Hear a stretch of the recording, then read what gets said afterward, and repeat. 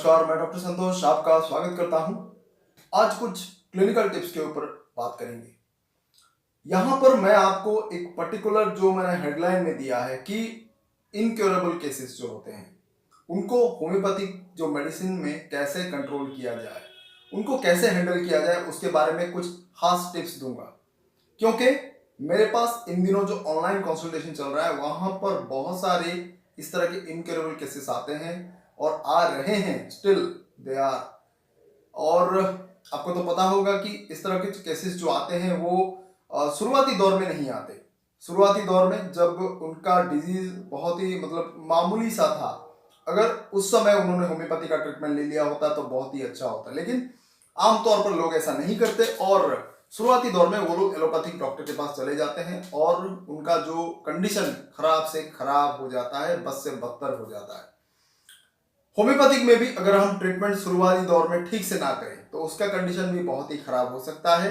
तो आमतौर पर एक होम्योपैथिक डॉक्टर के पास कोई केस अगर आता है तो हजारों ऐसे मेडिसिन ले चुका होता है, चाहे वो एलोपैथिक हो, होम्योपैथिक हो, आयुर्वेदिक हो। फिर उसके बाद अगर किसी डॉक्टर के पास आता है तो उसके लिए बहुत ही बड़ा टास्क हो जाता है उसके डिजीज को क्योर करने के लिए। और वो केस अगर कोई क्रॉनिक डिजीज हो और इनक्योरेबल हो गया हो, जैसे कि डायबिटीज का वो सिचुएशन जहां पर उसने 3-3, 4-4 दवाएं ली है, टैबलेट्स, इंसुलिन उसका 2-2, 3-3 बार चल रहा है और वो भी हायर यूनिट में। हार्ट का कुछ बाईपास सर्जरी हो चुका है, स्टंट डाले हुए हैं और ब्लड थिनर्स वगैरह वो ले रहा है। किसी को सेकंड स्टेज का स्ट्रोक आ चुका है, किसी का किडनी फेल्यूर हो चुका है, किसी को जो रूमेटॉइड आर्थराइटिस का जो फैक्टर है बहुत ही कॉम्प्लिकेटेड स्टेज में पहुंच गया है। कोई कोई केसेस ऐसे भी आते हैं जिनका यूरिया क्रिएटिनिन लेवल बहुत ज्यादा होता है, रेनल फेल्यूर की तरफ। तो इन जैसे इनक्योरेबल केसेस को हम कैसे हैंडल करें?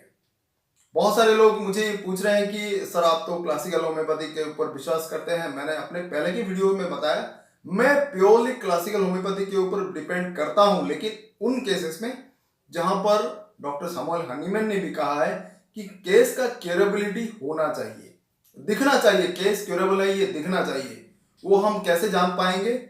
जब बॉडी में जो माइजमेटिक टेंडेंसी है, जो सोरा, साइकोसिस, सिफिलिस, इस तरह के जो टेंडेंसीज है, अगर उसमें कवर अप करे तो वो क्योर हो सकता है।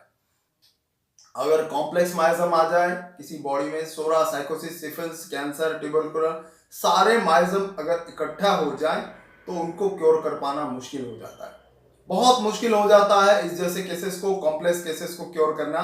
और मैं आपको बताऊंगा कि आज इन जैसे केसेस को कैसे हैंडल किया जाए।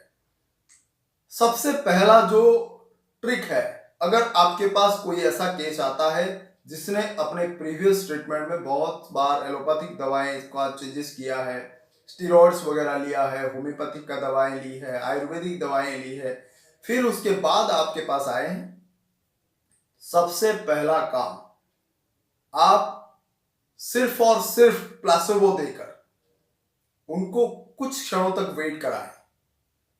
अगर कोई जानलेवा बीमारी है और उनका एलोपैथिक दवाएं चल रही है तो उन दवाइयों के साथ साथ आप कुछ ऐसे एलोपैथिक जो ड्रग्स होते हैं, स्टेरॉइड भी हो सकते हैं, उनके साथ साथ आप होम्योपैथिक का भी इस्तेमाल कर सकते हैं। जैसे कि सल्फर हुआ, नक्स भूमिका हुआ, आर्सेनिकम एल्बम हुआ।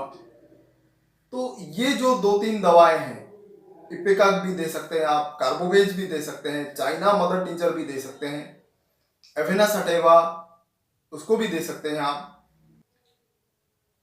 तो ये जो कॉमन दवाइयां होती हैं, इनको आप एलोपैथिक जो दवाइयां आप दे रहे हैं उनके साथ भी आप दे सकते हैं। उसके 1 घंटे के गैप में आप बिल्कुल दे सकते हैं। सल्फर और कैल्केरिया कार्ब, ये जो कॉन्स्टिट्यूशनल दवाई अगर आप देना चाहें तो हायर पोटेंसी में एक एक डोज करके, अगर 200 में देना चाहें तो हर 15 दिन में, हर 1 महीने में एक एक डोज आप दे सकते हैं apart from the allopathic medicine. उससे क्या होगा? उससे यह होगा कि जो एलोपैथिक मेडिसिन या फिर आयुर्वेदिक मेडिसिन का जो ड्रग्स का साइड इफेक्ट हो रहा है बॉडी में, एक बीमारी के लिए लेते हैं और 2-3 ऑर्गन को वो डैमेज करने निकल जाता है, वो असर उसका खत्म हो जाएगा। या फिर जो टॉक्सिन्स उस मेडिसिन के इफेक्ट में निकल रहा है उसको एंटीडोट करने के लिए आपको कुछ लीवर का जो कॉम्बिनेशन मैंने बताया, जैसे कि चेलेडोनियम हो गया, च्योनंथस, कार्डस मेरानस, हाइड्रास्टिस, कालमेग, इस जैसे लीवर के जो मदर टिंचर्स होते हैं वो लीवर को बूस्ट अप करते हैं। एलोपैथिक के जो ड्रग्स में टॉक्सिन्स होते ही हैं, केमिकल का साइड इफेक्ट हो सकता है बॉडी में, तो उनका अगर बहुत सारा इस्तेमाल होकर आपके पास आए हैं तो शुरुआती दौर में आप उनको लीवर का ये 5 कॉम्बिनेशन में से कोई 2, 3, 4 कोई भी अवेलेबल हो आपके एरिया में आप उनको दे सकते हैं। 10 बूंद दिन में 2 से 3 बार कंटिन्यू चलाइए। इससे क्या होगा, बॉडी में जो टॉक्सिन्स हैं उनके वो निकल जाएगा, और वो टॉक्सिन एंटीडोट हो गया तो वो किडनी को या लीवर को इतना क्षति नहीं पहुंचाएगा। सबसे पहला काम आप ये करें कि उनको पहला सल्फर, नक्सभूमिका, आर्सेनिक जैसे दवाइयों का सेवन कराएं। 200 पोटेंसी में हर 15 दिन या 1 महीने के गैप में एक बार 2 बूंद, ज्यादा नहीं है। सल्फर देना है तो 1 से 2 बूंद दे सकते हैं एक ही बार, महीने में 1 बार। और आर्सेनिक, कार्बोवेज, इपिका, इनको अगर आप 200 पोटेंसी में देना चाहें तो आप हफ्ते में एक बार कंटिन्यू कर सकते हैं। नक्सभूमिका बहुत ही एक्यूट रेमेडी है, उसको आप हर 5 डेज 3 डेज में एक बार 2 डोज करके आप दे सकते हैं, कोई प्रॉब्लम नहीं होता। इससे क्या होता है कि जो एलोपैथिक ड्रग का जो साइड इफेक्ट है वो कट जाता है। बाकी एलोपैथिक ड्रग चलता रहे, उसके साथ साथ कोई प्रॉब्लम नहीं है, आप मदर टिंचर का इस्तेमाल कर सकते हैं। दूसरा जो पॉइंट मैंने कहा, लीवर वाला जो कॉम्बिनेशन है आप उनको दे सकते हैं ताकि लीवर उनका स्ट्रॉन्ग रहे, उसमें वो कैपेसिटी रहे कि वो टॉक्सिन्स जो बॉडी में बन रहे हैं उनको फेंक सके, ताकि वो किडनी के थ्रू खराब ना करे और दूसरे जो केमिकल्स है उनको ना बना पाए। ये हो गया दूसरा ट्रिक।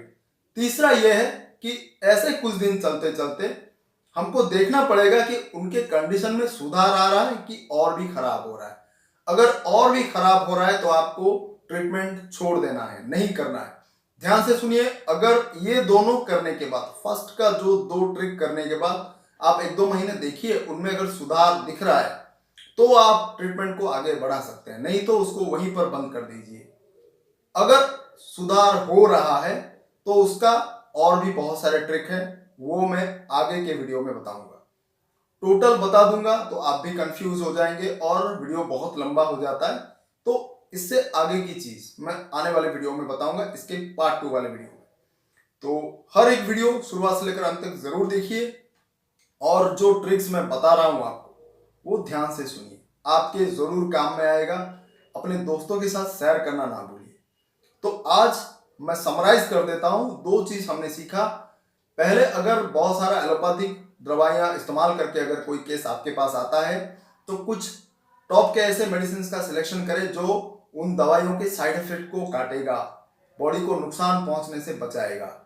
दूसरी चीज है, लीवर और किडनी को टॉक्सिक इफेक्ट से बचाने के लिए लीवर का जो मदर टिंचर है उसका इस्तेमाल करना है आपको। 10 बूंद दिन में 2 बार काफी है, एलोपैथी के साथ ले सकते हैं, 1 घंटे के गैप में आपको देना है। या फिर ये मदर टिंचर अगर अवेलेबल नहीं है तो कोई लिवर टॉनिक अगर होम्योपैथी का अगर आपके एरिया में मिल रहा है तो उसको भी आप दे सकते हैं। 5 ml दिन में 2 से 3 बार थोड़े पानी में मिलाकर दीजिए, खाने से आधे घंटे पहले। बढ़िया काम करेगा, एलोपैथिक ड्रग का जो साइड इफेक्ट है उसको काटेगा, टॉक्सिक इफेक्ट को जो हो रहा है किडनी और लीवर और दूसरे ऑर्गन को उनको बचाएगा। बाकी एलोपैथिक ड्रग्स चलता रहे, उसके साथ कोई प्रॉब्लम नहीं है, धीरे धीरे करके हम उनको चेंजेस करने वाले हैं आने वाले दिनों में।